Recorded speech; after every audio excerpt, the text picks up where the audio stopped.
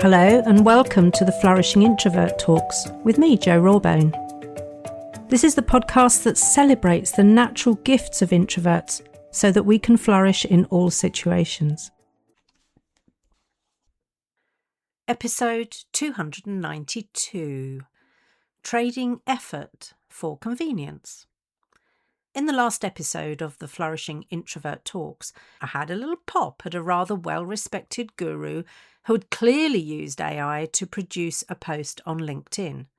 It turns out that he's been doing that rather a lot lately without declaring it, which caused me to remove him from the pedestal I had him on for many years.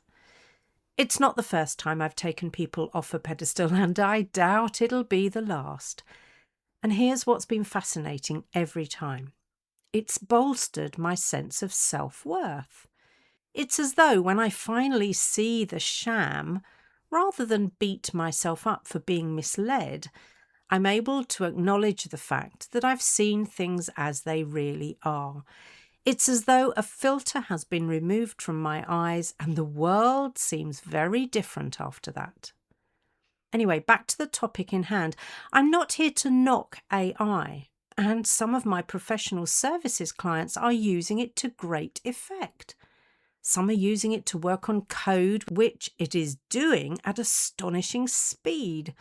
Others are finding that it's saving time working on complex technical issues and computations, therefore creating efficiencies. So like all technological advances, AI has its time and proper uses. It is front and centre of my mind for a number of reasons right now, one of which is this. A trusted professional whose opinions and ethics I value greatly asked me, why would someone like you ever need AI? That'll be reducing the gem you carry within. Big question, right? As I reflected on my answer, this is what I realised. I don't see using AI as reducing exactly, especially if I'm mindful about how I use it. Being mindful rather than lazy is the smart thing to do, I think. I consider it an alternative perspective and sometimes a useful starting point, because there are times when I seem frozen by a blank sheet of paper or a blank screen. I understand why that is, because as I've shared before, I'm more of an adapter than an innovator when it comes to creativity. Thank you, Dr. Curtin. In fact, I use AI from time to time myself, almost as a sparring partner to spark my curiosity, to generate ideas and refine my thinking. What I won't do is set it to work to write what I later present to be my informed thought piece and then lazily copy-paste. I mean, how does that benefit anyone? That's like serving up a microwave meal and calling yourself a chef. Quick, yes. Nourishing, not a chance. But AI is here to stay, so there's no point being a dinosaur about it. Given my conversations with colleagues and clients, coupled with my own reflections, here's what I've realised. When I use AI with integrity, it's a brilliant tool. But when we trade creative effort for convenience, I believe we're selling ourselves and others short. And that's where I'll pause for a challenge to you, dear listener. What are you trading away in the name of convenience? Is it your creativity, your voice, your integrity?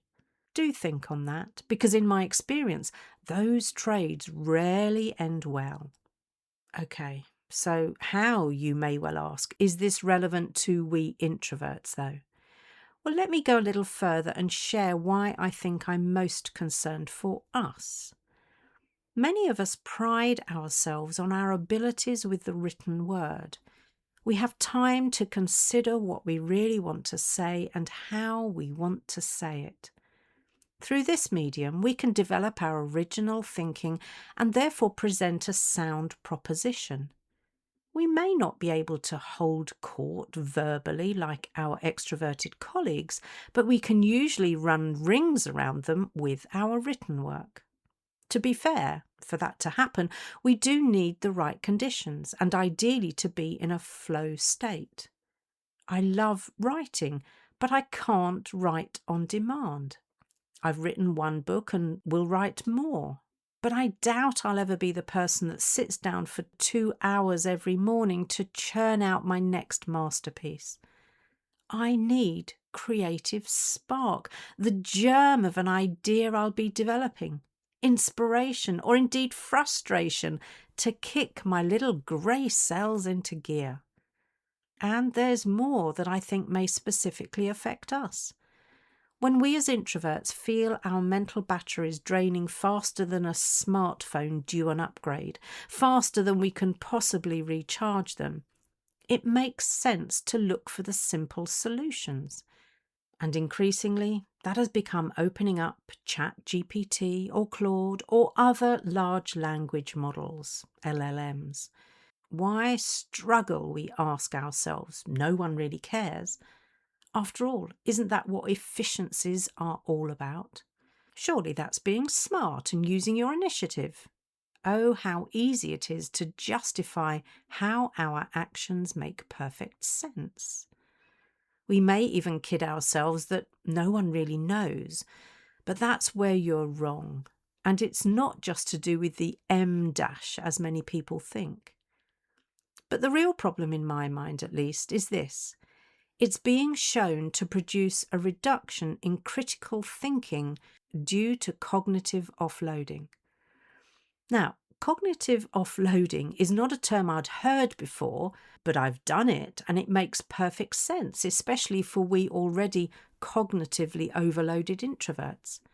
It's when we use relevant external tools to lower our cognitive demand for those mundane, functional tasks that don't require our unique creativity or generative thought processes. Simple examples are using a calculator or making a list so we don't expect our brain to remember everything. It's why to-do lists are considered the very foundation of managing workload and priorities. But when we outsource too much, we don't just lighten the load, we shrink the muscle. Your brain is like any other muscle. Stop using it and it withers. And of course, there are times where we want to. In fact, we need to be pulling things from our memory, drawing from our lived experiences, our lifelong knowledge and our vivid imagination in order to connect previously disparate concepts or ideas. We're on a slippery slope if we delegate too many of those types of activities to AI. The alarm bells really started ringing and the red flags flapping incessantly in front of my face as I read a line from Timothy Cook's article in Psychology Today. It was from May 25 and he wrote, "Convenience is silently reshaping our intellectual architecture." Eek! Wait, what? I don't like the sound of that. And I remember when small handheld calculators became the thing. And it didn't take long before people started to blindly trust whatever answer their magic calculator produced. It was shocking how quickly people were losing the ability to conduct some mental arithmetic and roughly estimate the answer to the sum they were asked to calculate. That is an example of convenience reshaping our intellectual architecture. And we need to be careful of that. As you might expect, there's more given recent technological advances. A recent and already much quoted MIT Media Lab study called Your Brain on ChatGPT used EEG scans while people wrote essays with and without AI. The results suggested that LLM-assisted writers showed weaker neural connectivity and lower engagement than those writing unaided. The researchers also found that LLM users struggled more to quote their own sentences, reflecting reduced ownership of the work. And that last bit about ownership of the work and the words really matters to me. While this study is still in its early stages, so in preprint, and has its limitations, it underscores a real risk. Using AI as a crutch may weaken memory, disrupt learning pathways, and dull our mental muscles over time. Now, I can understand why some people might call that progress and natural evolution, but I'm not some people. And as a woman of a certain age, I can't afford additional disruption to my memory and learning. And I'm mightily concerned about the potential reduction in critical thinking that I mentioned earlier. Indeed, employers and recruiters alike are raising concerns about this currently. MIT concluded that working with large language models don't just help us to write, they train the brain to disengage. Crikey, Mikey. Dumbing down 2.0, here we come. So, this is my sincere plea to you. Don't let convenience rob you of your brilliance. Before you hand over your thinking to a machine, ask yourself, what could I create if I stretched my little grey cells instead of shortcutting or sidelining them? I think we'd have to have been living under a rock to miss what we're already witnessing regarding the rapid decline of critical thinking. We only have to look at the nonsensical behaviours around the world. So what's the answer, my introverted friends? Well, having just read a post about how introverts are supposedly befriending AI to avoid real people, I definitely won't be going that route. And I'll be encouraging those in my sphere of influence to avoid it as well. Interacting with real human beings may be effortful, just as using my brain can be effortful, but that's no reason to avoid either of them. And if you do get drained, that's the time to use the brilliant battery boosters resources I provide, so you can recover from the effort, not avoid it. If you've not tried them, you're missing a trick, and the link is in the show notes. We already have too many youngsters who are afraid of using the phone or interacting with people. Interpersonal skills are learned skills, but if we allow our learning pathways to grow over or become a wasteland, we're so screwed. The answer for me, therefore, is to continue my occasional, thoughtful and judicious interaction with LLMs.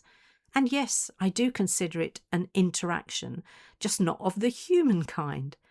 Remember, I see LLMs as a sparring partner, not a know-it-all, and I, for one, will not be delegating all of my creative, generative wordsmithing to one.